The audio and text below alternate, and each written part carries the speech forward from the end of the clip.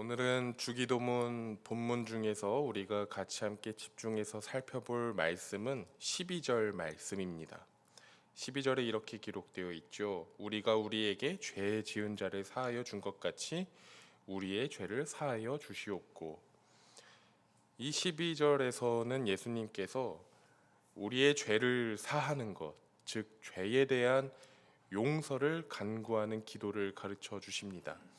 따라서 오늘은 이 용서라고 하는 것을 주제로 같이 한번 생각해 보면서 오늘 말씀을 살펴보면 좋겠습니다. 먼저 성경이 말하는 죄라는 것은 무엇인지, 그리고 그 죄를 사함받는 용서란 과연 무엇인지 하는 것을 한번 생각해 봅시다. 여러분, 죄란 무엇입니까? 성경이 가르치는 인간의 죄는 단순히 나쁜 짓만을 의미하진 않죠. 성경이 말하는 죄는 하나님과의 관계와 매우 관련이 깊습니다. 쉽게 말해서 하나님을 떠나는 것, 그 하나님을 인정하지 않고 하나님의 명령을 거부하는 것, 이러한 것이 성경이 가르치는 커다란 의미로서의 죄라고 할 수 있겠습니다. 그러므로 죄를 멀리한다라는 것은 하나님과의 관계를 바르게 세울 때에 죄를 멀리한다라고 할 수 있겠죠. 우리가 하나님과의 관계를 바르게 세우려고 애를 쓰는 모습, 그게 결국에는 우리가 죄를 멀리하려고 하는 그런 노력이다라고 볼 수 있을 겁니다.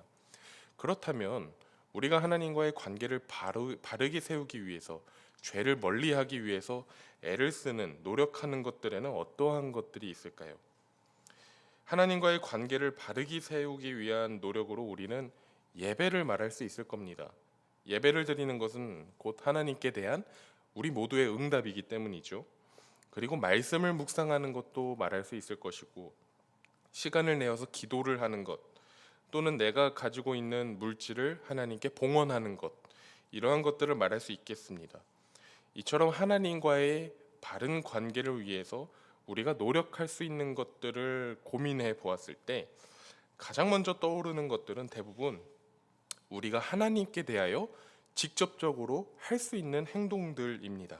예배, 하나님께 대하여 하는 것이고, 기도도 하나님께 대하여 하는 것이고, 또 말씀을 묵상하는 것, 헌금을 하는 것, 이러한 것들이 다 하나님께 대하여 하는 것이지요. 그런데 흥미로운 사실은 예수님께서 오늘 본문에서 죄를 사함 받는 기도, 곧 우리가 하나님과의 관계를 바르게 세우기 위한 그런 간구를 말씀하실 때에 그것을 우리를 위한 기도의 영역으로 가르치셨다라는 사실입니다. 죄의 용서를 위한 기도는 하나님을 위한 기도가 아니라 우리를 위한 기도라는 것이지요. 앞에서 예수님은 하늘의 뜻이 땅에서도 이루어지게 해달라라고 기도하라고 가르치시지 않았습니까? 그것과 비슷하게 우리가 죄의 용서를 구할 때에도 하늘의 뜻이 땅에서도 이루어지게 해달라라고 한 것처럼 하나님의 자비가, 하늘의 자비가 이 땅을 덮어주십시오, 그렇게 우리의 죄를 덮어주십시오 라고 기도하라고 가르칠 수도 있습니다. 그런데 예수님은 그렇게 말씀하시지 않고 이렇게 기도하라고 가르치시는 것이죠.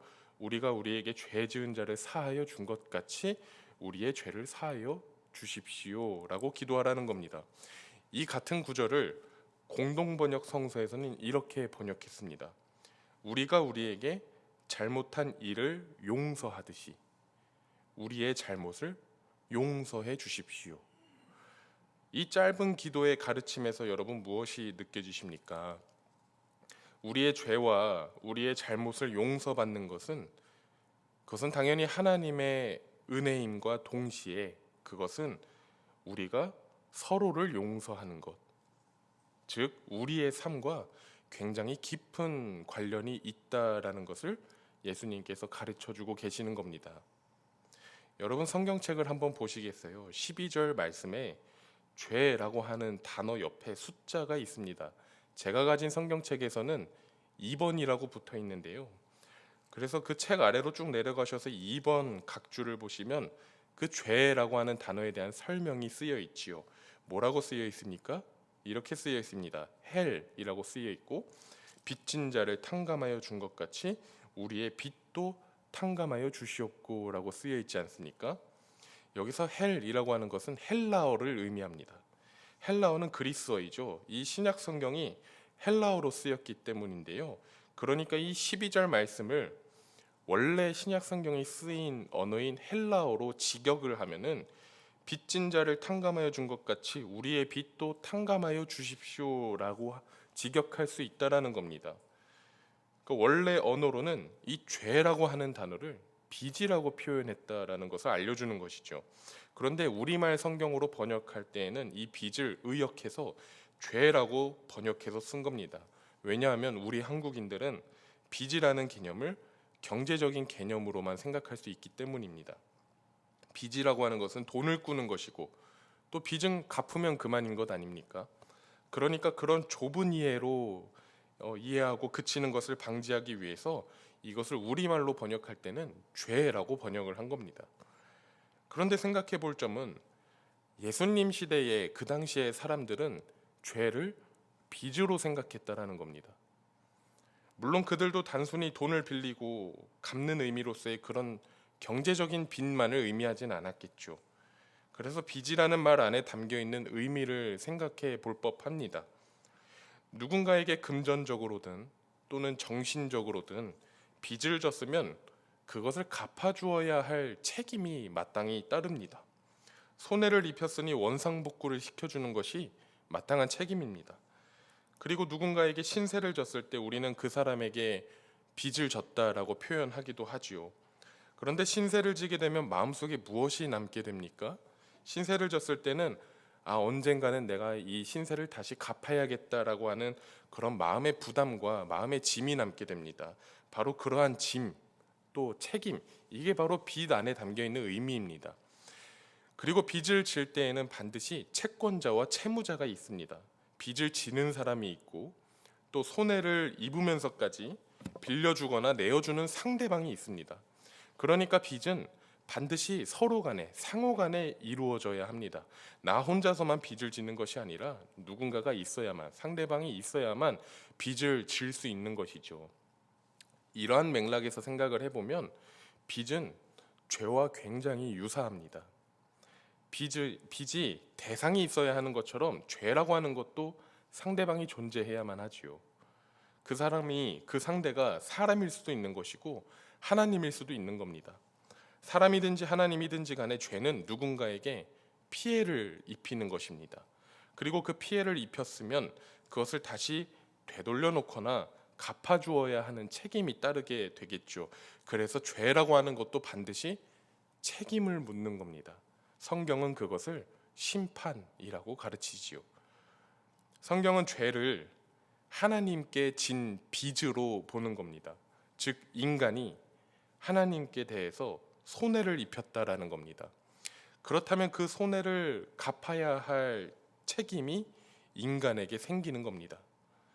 인간에게는 하나님께 대하여 원상복구를 해야 하는 책임이 있습니다. 그러나 여러분, 인간이 무슨 수로 하나님께 대해서 그 책임을 다할 수 있겠습니까? 요즘에는 빚도 능력이다라는 말이 있죠. 갚을 능력이 있어야 그만큼의 빚을 질 수 있는 겁니다. 그러나 하나님께 진 빚을 갚을 만한 그런 능력이 있는 인간이 있겠습니까? 인간에게는 그럴 능력이 없습니다. 그래서 빚을 진 인간이 책임을 다할 수 있는 길은, 유일한 길은 바로 심판입니다. 그래서 야고보서에 이런 유명한 말씀이 있죠. 욕심이 잉태한즉 죄를 낳고 죄가 장성한즉 사망을 낳느니라. 인간의 욕심은 하나님께 해를 입히는 죄로 이어지는 것이고 그 죄는 다시 사망, 즉 심판으로 이어진다라는 말씀입니다. 이것이 죄에 대한 성경의 가르침입니다. 죄를 지은 인간에게 다른 선택지는 없습니다. 오직 사망뿐이고 죽음뿐이고 심판뿐입니다. 그런데 우리가 하나님을 은혜의 하나님, 또 자비의 하나님이라고 부르는 이유가 바로 여기에 있습니다. 은혜의 하나님, 자비의 하나님께서 또 다른 선택지를 만들어 주시는 겁니다. 그게 바로 용서입니다. 용서란 죄에 대한 책임을 없애주는 겁니다. 면제해 주는 것이지요. 눈을 감아주고 없는 것으로 여겨주는 겁니다. 그러나 그렇다고 해서 지은 죄가 사라지는 걸까요? 그것은 아니지요. 우리가 잘 알아야 하는 것이 있습니다. 용서는 죄를 용납하고 그 죄를 허용해 주는 게 아니라는 겁니다. 죄 지은 사람을 용서해 준다라는 말은 그 죄 지은 그 사람을 품어주는 것이지 죄까지 품어주는 것이 아니다라는 겁니다. 그래서 용서는 죄와 사람을 서로 구분하고 분리하는 겁니다. 누군가에게 용서를 구하거나 또는 용서를 베풀 때의 그 마음을 한번 생각해 보시지요. 용서를 구할 때에는 먼저 자기 자신의 잘못을 인정해야만 합니다. 그리고 앞으로는 그 잘못을 다시 저지르지 않겠다라는 결단으로 그 사람에게 용서를 구합니다. 죄와 나 자신을 구분해야 하는 것이죠. 반대로 용서를 베풀 때는 어떻습니까? 용서를 하기 전까지는 나에게 뭔가 잘못을 한 사람이 있으면 그 사람을 보면서 그 사람과 그 사람이 지은 잘못까지 하나로 묶어서 보았습니다. 그런데 용서를 통해서 그 사람에게서 그 사람이 지은 잘못을 떼어내 주는 것이지요. 죄와 사람을 서로 분리하고 구분해 주는 겁니다. 우리를 향한 하나님의 용서도 마찬가지입니다. 우리가 하나님의 용서를 받았다고 해서 우리의 죄까지 용납되는 것은 아니라는 겁니다. 우리가 용납받은 것은 우리 자신이지 죄가 아니라는 겁니다. 우리가 지은 죄도 사라지는 게 아닙니다. 우리의 죄는 아직 여전히 남아 있습니다. 그렇다면 그 죄에 대해서 치러야 할 책임과 대가가 아직도 여전히 남아 있다라는 겁니다. 그래서 그 책임과 대가를 누가 대신 치르십니까? 바로 이 땅에 오신 예수님께서 십자가를 지심으로 다시 대신해서 치루어 주시는 겁니다. 제가 아이를 낳고 키우면서 들었던 생각이 있는데요. 정말 마음 아픈 일이고 또 안타까운 말이지만 우리가 사는 이 세상에는 자녀를 먼저 떠나보낸 그런 부모들이 많이 있습니다. 제 주변에도 그런 사람들이 있었습니다. 그들을 볼 때에 저는 어떤 마음이 들었는가 하면 정말 마음 아파하면서도 제 아이가 태어나기 이전에는 자식을 먼저 떠나보낸 그 부모의 마음이 얼마나 고통스러울까, 얼마나 마음이 찢어질까 잘 가늠이 안 되었습니다. 그래서 속으로 저들의 고통은 정말 감히 상상할 수도 없겠다라고 생각하곤 했습니다. 그런데 지금은 저에게 아이가 생기지 않았으니까 아이가 생긴 이후에는 어떤 생각이 들었을까요? 이제 그 고통이 조금이나마 상상이 될까요? 아니요, 사실 더 가늠할 수가 없게 되었습니다. 아이를 잃어버리는 고통이 얼마나 클지 아이가 생기고 보니 정말 상상조차 하기도 싫고 조금도 눈꼽만큼도 가늠할 수가 없겠다라는 생각이 듭니다. 그런 생각이 들면서 예수님의 십자가를 다시 생각해 보게 되었습니다. 예수님의 십자가는 하나님께서 우리 인간을 위해서 당신의 아들을 희생시키신 사건이지 않았습니까? 아버지가 아들을 죽음으로 내몬 사건이었습니다. 그래서 예수님이 지신 십자가에는 하나님 아버지의 고통과 아픔과 또 진노가 스며들어 있다라는 것을 이제서야 느끼게 되었습니다. 여러분, 우리가 입은 하나님의 용서는 결코 당연한 것이 아닙니다. 그런데 우리는 어려서부터 이 교회 생활을 하면서 하나님의 자비와 하나님의 용서를 정말로 귀에 박히도록 반복해서 들으면서 자라왔습니다. 그래서 이 죄의 용서를 당연하다고 생각하진 않을지라도 그러나 그리스도인들이 평소에 그 죄의 용서를 깊이 있게 묵상하지 않는 것은 사실입니다. 하지만 우리는 기억하면서 살아야 하지요. 우리가 받은 용서에는 우리를 대신해서 그 책임과 대가를 감내한 아들 예수님의 희생이 있었다라는 것, 그리고 하나님 아버지의 아픔과 고통과 슬픔과 진노가 바로 그 안에 스며 있다라는 것을 우리는 알아야 합니다. 그리고 이것처럼 하나님의 용서를 알고 기억하면서 살아가는 사람에게는 그의 삶 속에서 또 다른 책임이 생기게 됩니다. 바로 용서를 베풀면서 사는 책임입니다. 용서받은 사람은 용서를 하면서 살아야 하는 겁니다. 그래서 주기도문의 가르침이 끝나면서 용서에 대한 말씀이 다시 한번 반복되는 겁니다. 오늘 우리가 읽었던 본문 14절과 15절 말씀에 이렇게 기록되어 있죠. 너희가 사람의 잘못을 용서하면 너희 하늘 아버지께서도 너희 잘못을 용서하시려니와 너희가 사람의 잘못을 용서하지 아니하면 너희 아버지께서도 너희 잘못을 용서하지 아니하시리라. 마치 예수님께서 엄중하게 경고하시는 것 같은 그런 무서운 말씀입니다. 그러나 우리가 하나님께 받은 용서를 한번 생각해 보면 이 말씀이 무섭게 느껴질 이유가 하나도 없습니다. 본래 우리는 죄에 대한 책임을 지고 사망으로, 죽음으로, 심판으로 그 대가를 치러야만 하는 존재였지요. 그러나 이 말씀에서 예수님은 우리에게 죽음으로, 사망으로, 심판으로 대가를 치러라, 그 책임을 다하라 라고 말씀하시는 것이 아니라 너희도 용서하면서 살아라, 그것으로 너희의 책임을 다하면서 살거라 라고 말씀하시는 겁니다. 그러니까 우리가 져야 하는 책임을, 우리가 책임져야 하는 그 대가를 사망에서 용서로 예수님께서 바꾸어 주신 겁니다. 그러니까 너희는 하나님의 용서 입은 존재임을 기억하면서 살라라고 하는 그런 말씀인 것이죠. 여러분, 용서하는 삶이 우리에게 요구되는 마땅한 책임이랍니다. 그리고 이 가르침이 마태복음 18장에서 다시 한번 반복됩니다. 그때는 예수님께서 비유를 통해서 용서의 책임을 가르쳐 주시는데요. 근데 그 이야기가 참 재미있습니다. 제가 그 이야기를 한번 들려드리겠습니다.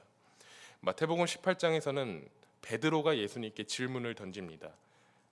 이렇게 질문을 하죠. 주님, 형제가 저에게 죄를 범하면 몇 번이나 용서해 주어야 합니까?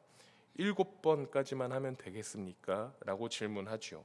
그러자 예수님께서 뭐라고 대답하십니까? 7번뿐만 아니라 7번을 70번까지 용서하면서 살거라 라고 하십니다. 7번을 70번 하면 490번이지 않습니까? 이것은 용서를 딱 490번까지만 하고 491번부터는 참지 말아라 라고 하는 말씀이 아니었죠. 이것은 끝까지 용서하면서 살아라 라고 하는 예수님의 말씀이었습니다. 이 말씀을 하신 후에 예수님께서 한 비유로 이야기를 들려주시는데요. 그 이야기에는 한 나라의 왕과 종들이 등장합니다. 그 중에서 한 종이 왕에게 빚을 졌는데 무려 10,000달란트나 빚을 졌습니다. 10,000달란트는 정말 말도 안 되는 금액입니다. 한 달란트는요, 당시에 평범한 노동자가 16년을 일만 해야 벌어들일 수 있는 품삯이었습니다. 그렇다면 10,000달란트는 16만 년을 일해야 벌 수 있는 그런 돈입니다. 이것을 현재 가치로 그냥 단순히 제가 계산하고 환산해 봤을 때 약 5조 원 정도 됩니다. 여러분, 5조 원을 무슨 수로 갚을 수 있겠습니까? 절대로 갚을 수 없는 그런 금액이죠. 그런데 왕이 종을 불쌍히 여기는 마음으로 그 빚을 모두 탕감해 주었습니다. 빚을 탕감해 주었다는 것은 그의 죄를 용서해 주었다라는 의미입니다. 어떤 수를 써도 갚을 수 없는 죄의 값을 치르지 않아도 된단다라고 인정해 준 것이죠. 종이 왕의 은혜와 왕의 용서를 입게 된 것입니다. 그런데 또 재미있는 내용이 뒤에 이어집니다. 그 10,000달란트를 빚진 종이 모든 빚을 탕감받자마자 나가서 자기 자신에게 100데나리온의 빚을 진 동료를 만난 겁니다. 100데나리온은 10,000달란트의 60만 분의 1에 해당하는 금액입니다. 100데나리온, 한 데나리온은 당시 노동자의 하루 품삯이었으니까요. 그것을 10만 원으로 그냥 계산해 보면 단순 계산하면 100데나리온은 1,000만 원입니다. 물론 1,000만 원, 100데나리온이 적은 돈은 아니지만, 그러나 아까 전에 10,000달란트 탕감받은 종의 자기가 탕감받은 그 빚에 비하면은 정말로 말도 안 되게 작은 금액이었죠. 그런데 방금 5조 원의 그 10,000달란트의 빚을 탕감받은 사람이 나가자마자 그 100데나리온의 자기에게 100데나리온을 빌린 동료를 만난 겁니다. 그러자 이 종이 어떤 반응을 보입니까? 정말 우습게도 자기의 동료의 멱살을 붙잡고 빚을 갚으라고 윽박 지르는 겁니다. 그런데 그 동료가 갚을 능력이 없다고 대답하자 그 동료를 감옥에다가 가두어 버립니다. 이 모습을 보고 왕이 분노하면서 그 종이 졌던 10,000달란트의 빚을 다시 갚으라고 했다라는 그 이야기를 예수님께서 마태복음 18장에서 전해 주십니다. 그리고 이 이야기를 이러한 말씀으로 마무리하십니다. 마태복음 18장 35절 말씀인데요. 너희가 각각 마음으로부터 형제를 용서하지 아니하면 나의 하늘 아버지께서도 너희에게 이와 같이 하시리라. 아까 읽었던 주기도문 뒤에 이어지는 오늘 본문의 14절, 15절 말씀과 사실 거의 비슷한 말씀입니다. 하나님의 용서를 입은 사람은 용서를 베풀면서 사는 것이 마땅하다라는 말씀이죠. 우리가 10,000달란트의 빚을 탕감받았음을 기억하면서 살라 하는 말씀입니다. 예수님은 하나님을 위해서가 아니라 우리를 위해서 죄사함과 용서를 간구하라고 가르치십니다. 그 이유가 무엇입니까? 우리의 죄를 용서하신 하나님의 은혜는 곧 우리의 용서와 우리의 결단으로 이어지기 때문입니다. 용서를 받았으면 그것으로 끝이 아니라는 것이지요. 하나님의 용서는 우리의 용서로, 우리의 결단으로, 우리의 책임으로 이어져야 한다는 겁니다. 그러니 주기도문으로 이 간구를 우리가 드릴 때에는 하나님, 제가 하나님께 받은 용서, 하나님께 받은 은혜를 기억합니다. 그리고 저도 용서하면서 살기를 원합니다 하는 그런 결단의 고백이 있어야 합니다. 오늘 말씀을 기억하시면서 우리의 모습을 한번 돌아보고 살펴봅시다. 누군가의 잘못을 눈 감아주고 또 용서를 베풀면서 사는 것은 사실 어려운 일임에는 분명합니다. 그러나 용서는 그리스도인이 마땅히 져야 하는 삶의 책임입니다. 그 책임을 지고 싶지 않은 사람은 나의 죄를 덮어주신 하나님의 용서를 되새겨 보아야만 하지요. 그리고 나 역시도 10,000달란트의 빚을 탕감받은 사람이라는 것을 기억해야만 합니다. 그래서 어려운 일이지만 용서를 하면서 살아야 한다는 겁니다. 이 말씀을 준비하고 전하는 저라고 해서 용서가 말처럼 쉽겠습니까? 저도 용서를 하는 때보다 못하는 때가 사실 훨씬 더 많이 있습니다. 그러나 내가 입은 용서 안에 하나님의 아픔과 슬픔이 서려 있고, 그래서 그게 결코 당연하지 않은 용서라는 것을 기억한다면 내가 지금까지 용서하지 못했던 그 일들이 참 작고 사소한 것이었구나 하는 것을 깨닫게 되는 것이지요. 그러니 여러분, 우리가 입은 용서를 기억하시기 바랍니다. 그리고 우리가 탕감받은 빚은 10,000달란트임을 기억합시다. 그 사실을 기억하면서 누구든지 용서할 수 있는 그런 넉넉한 마음을 품고 살아가는 저와 여러분이 되기를 간절히 소망합니다. 같이 함께 기도하겠습니다. 하나님 아버지, 오늘도 말씀으로 우리를 가르쳐 주셔서 감사합니다. 하나님, 죄의 무거운 짐을 지고 살던 우리가 그 무거운 짐을 내려놓고 하나님의 자녀가 되어서 우리 하나님을 아버지라고 부를 수 있게 된 것이 결코 당연한 것이 아님을 우리가 기억하면서 살길 원합니다.